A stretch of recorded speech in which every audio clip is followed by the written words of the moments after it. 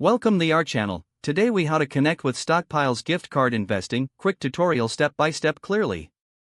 To connect with Stockpile's Gift Card Investing, start by visiting the Stockpile website. If you don't already have an account, click on the sign up button to create one. Fill in your email address and choose a secure password.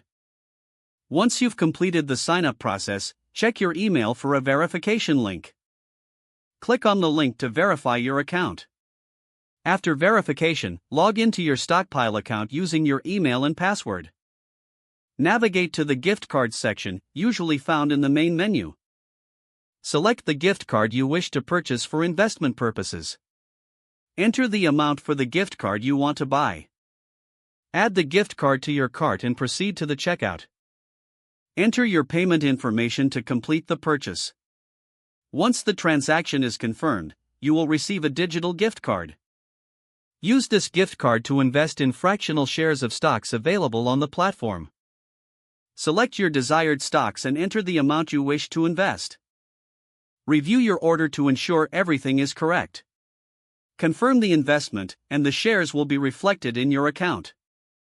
Monitor your investments through. You are now successfully connected to Stockpile's gift card investing platform. If the page does not load, refresh the browser or try again in a private or incognito window. Make sure you are using the correct email address, then retype it carefully to avoid small typos. If your password is not accepted, use the reset option and create a new strong password you can remember. Check your spam folder for verification or security emails, then complete any requested confirmation steps. Enable two-factor authentication if available to improve account security and reduce unauthorized access risk. After signing in, review your profile details so your contact information and settings are accurate and current. If you see an error message, note it down and try again after restarting your device and internet connection. Log out when you finish, especially on shared devices, to keep your account and payment information secure. If the page does not load, refresh the browser or try again in a private or incognito window. Make sure you are using the correct email address, then retype it carefully to avoid small typos.